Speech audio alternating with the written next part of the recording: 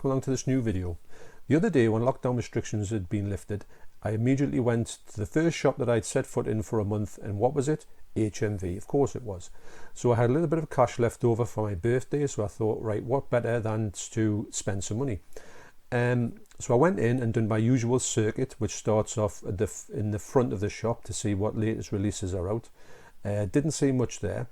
Then I went to my next haunt, which is the 4K stand.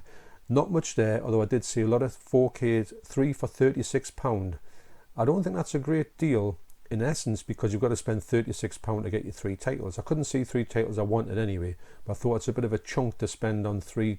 I would have preferred to have 2 for 25. But anyway, so I went past them. I went down to the horror section, not a lot in there either.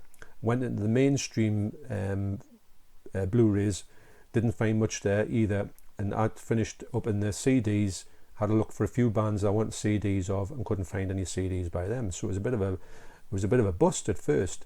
So I came back down, bumped into my wife who'd been at Next to get some perfume or something.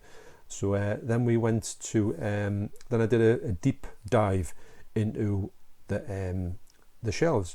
So on the end of the shelves, I did notice that they had a BFI sale on the titles, and I do collect BFI films. I think some of them have got some amazing ones. Of course, the ones that I wanted to have a look at, which there was a one by, I'm going to blank on this fella's name, and I've got some other titles by him, some really good films in the 1950s, Swedish fella.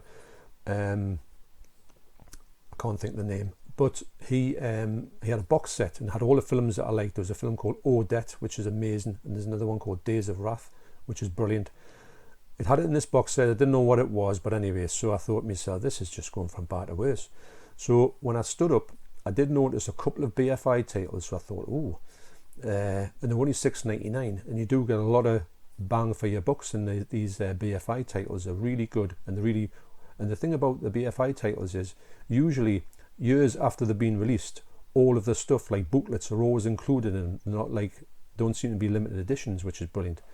So I had them in mind, and then I went, first of all, I went down to this, so I'll show you how I got them in order anyway.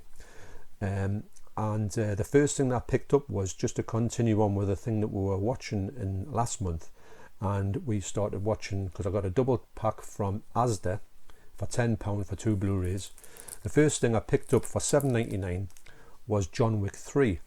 Now, I'm not going to go for these on 4K. I did like John Wick. John Wick 2 was okay.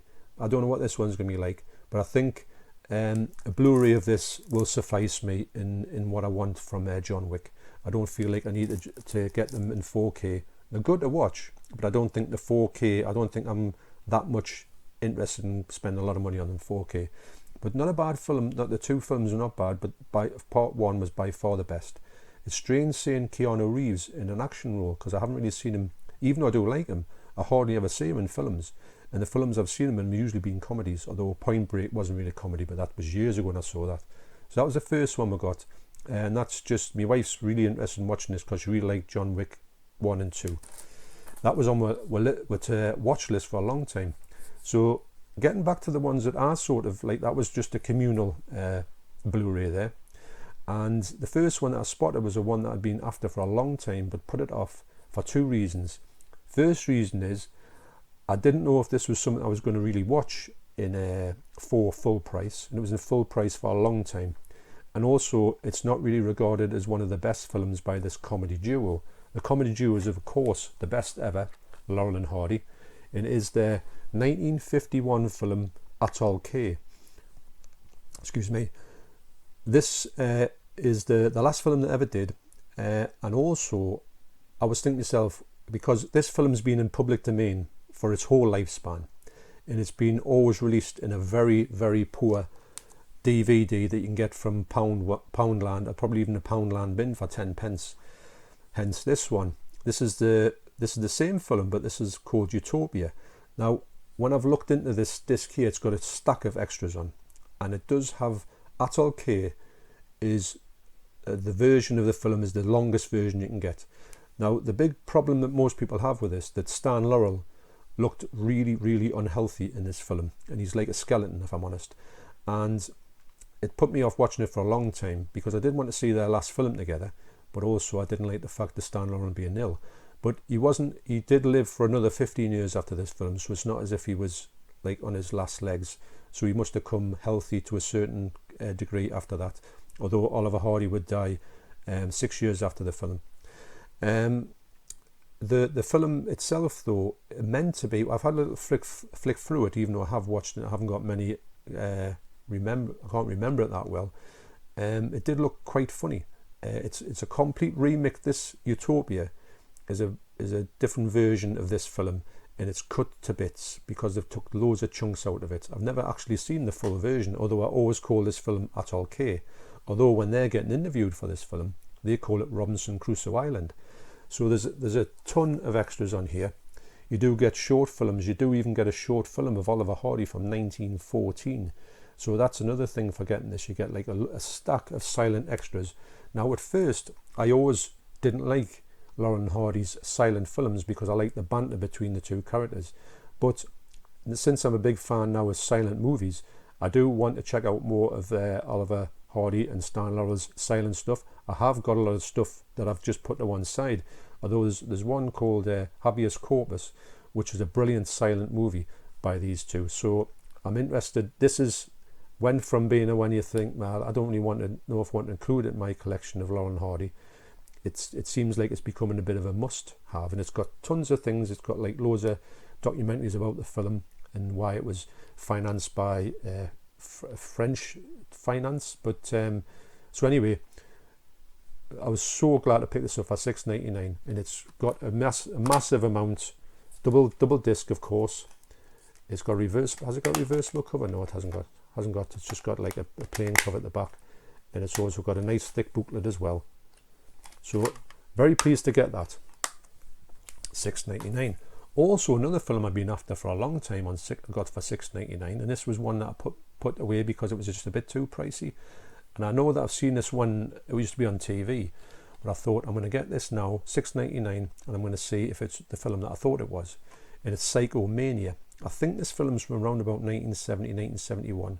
And I remember in my mind it starred Beryl Reid, and it actually does star Beryl Reid. And also, if you remember Fawlty Towers, with the fella who comes to the hotel and says pretentious, moi. He's in it as well, and it's sort of a bit of a sort of psychedelic biker movie, and I'm going to say that it's something to do with the sign a pact with the devil and they don't die, something like that. But I'm very vague on that. But I did check out a little brief extra on here that says what they've done with the picture.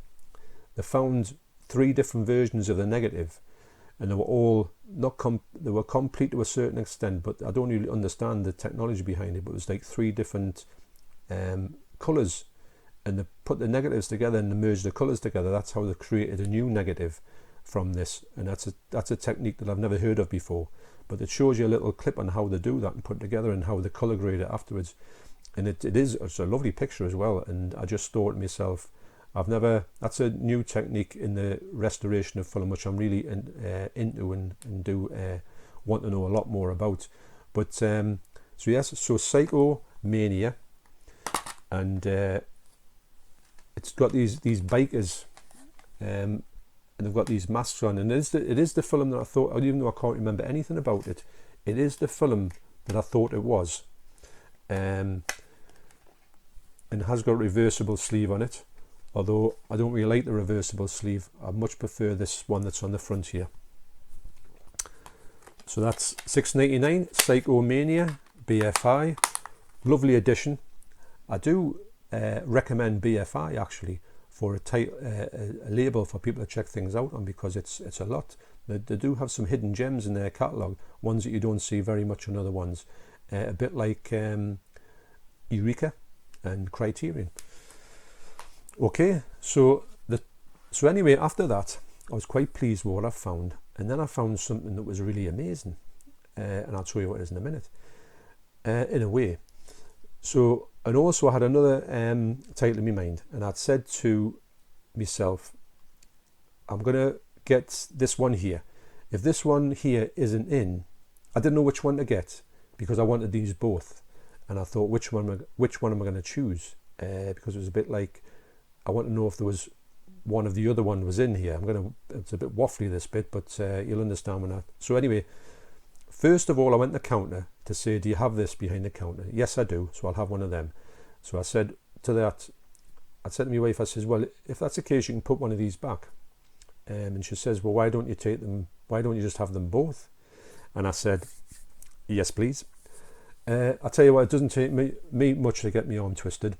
So what I did was I bought them both, very graciously off my wife saying, get them both. So the first one I bought, although it was actually the second one I bought. Now this was, when you watch people's channels and you do see them unboxing stuff and you see them how they present things, and you also see how they're excited about certain releases, it kind of gets your interest up in them and you think to yourself, that looks really nice, I think I'll have one of them. And then you put it at the back of your mind, you don't really go, and then sometimes you think, well, maybe it'll come down in price.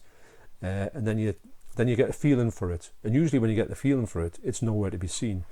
But I asked, and behind the counter, they did have one of these. And I'm going to say that I've seen this on a few films, but the one that's twisted me arm the most and made me want to jump into this was the good channel, Lauren's Collection. So thank you, Lauren. You pushed me into getting this, but I was wanting to get it anyway. But it is the HMV exclusive collection of Nightmare on Elm Street. Now I just thought to myself, excuse me, I haven't seen a Nightmare on Elm Street for a lot of, I think the last one I saw was the first one, and I'm going to say that was a good 10 years ago. So the other ones would have been way back, and I'm talking VHS. I don't think I had any of these on DVD, although I did have a couple of them on VHS, probably 1, 2 and 3. And I sort of lost touch with this whole franchise and just thought to myself, I'm not really that interested. So I took them out, but I've still kept the shrink wrap on at this moment. It's probably going to come off, but at this moment it's just protecting them a little bit more. You've probably seen some unboxings of this, but you've got your 7 movies. You've also got a sort of an envelope there, or a wallet that has other stuff in it. I'm not going to open that in a minute, but I'm sure you've seen unboxings of this. It's a really hefty edition, which I love when they do that. That's what got my interest up and about it the most, because I thought, well, what about the other one they've got? But it doesn't touch this one as well. So for that, I got this one, and I thought, brilliant. That's something I can just sort of put off my list. And also I did check out the quality, because I've never seen any of these in HD at all. The last time I saw them was on a VHS, and I think I had Night on Elm Street on DVD, and that was it. And it was a pretty poor quality, actually, the copy. But this one here, it's like seeing a different film. When I put it on and watched a little bit of Night on Elm Street Part 1, it was so bright and vibrant. I thought, wow, I can't wait to watch these, and I'm going to give them, like I do at the moment. You get to a certain point where, when you're young, you're a bit critical, and you say, well, I'm not really into, that one's not as good as the other one, so that's getting ditched, and you become a bit, you don't forgive films as much. But now I feel like I can look at a film and say, well, that was of its day, and maybe you've got to take the fact that it has got limitations, but I don't mind. But I'm willing to give this all a shot, because I was so glad that I got this one, because I thought, what should be come out of printing and never reprinted or never dropping it down in price? Or it'll be one of them ones where I'll go in the shop tomorrow and it'll be like 10 pence. Bit of an exaggeration. So the last one I got, which was the one just before this, and I took to the till thinking that I was going to ditch one, but my wife saved us in that end by saying, why not have them both? And you're never going to say no to that, are you? Now this one was another one that I've been seeing on a lot of people's channels, and I thought, even right back when it was first come out, I'm seeing right back in the thing that was only about a month ago, I thought, I'll get myself, this is one of the last times I went to HMV before the lockdown. I thought, I'm going to get myself this title. Nowhere to be seen. It's like it didn't exist, which HMV can sometimes be like that. Then I thought, well, I just go online, and it started to become really like not available, and then the prices were going up, and I thought, well, I'm not going to pay a lot of money for it, because for instance, I don't really know too much about it, but I love the packaging. The one that now Lauren put me over the edge on this one. Now the person I'm going to say that put me over the edge, there's a lot of people involved with this. I'll say Euphoria Pictures as well. I'm sure somebody else has unboxed this one. And the one that tipped me over the edge was Jordan at Movie Worm. His review of it even though he said that number 2 was absolutely hopeless, just made me say, I've just got to get this box set. But, excuse me, I didn't think I would get it, and I thought I'm not going to pay big money for it because it's just not what I wanted. Anyway, it is Silent Night, Deadly Night 1 and 2. Now, this is starting to go for crazy money, and probably because it's just it's out of what's it called? Out of print now, and lovely packaging, and of course it was there for $24.99. Like, that's the standard recommended retail price. So I thought I'll be having a bit of that. Of course, I'm looking online now, even on eBay, they're starting at 30. I think on £50 on Amazon. So I don't know why, after all this time, HMV had 2 copies of it in actually. Now, of course, if you're going to be a scalper, you'd buy the pair of them and then flog one of them and then pay for this one by itself. But I'm going to leave that for more unscrupulous people. Anyway, there's only one left. So yeah, so that's my haul.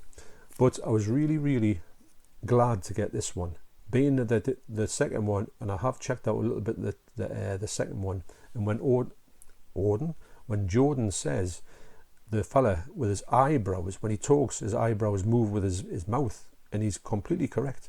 I couldn't take my eyes off this fella, and I agree with everything that Jordan says, even though I haven't really watched the film. I'm very excited to get this, and obviously I don't know if it'll fit on my shelves in the place where 101 Films is, which is just a bit over there. Or is it there? I think it's there. But I'll try it. If it doesn't, I'll put it down there with the box sets. And as well, this one might not fit on the shelves exactly, so I might have to put that on another shelf. But that remains to be seen. But lovely editions of these. I'm so glad to get these 2, and I'm glad that they were there. So that's probably the end of my birthday haul, I think. Okay, so thanks very much for watching through this video. And if you like this channel, please like and subscribe. And I'll be putting out loads more content, similar content in the future. Obviously, end of month hauls, all that type of things coming up. Got a lot of things planned.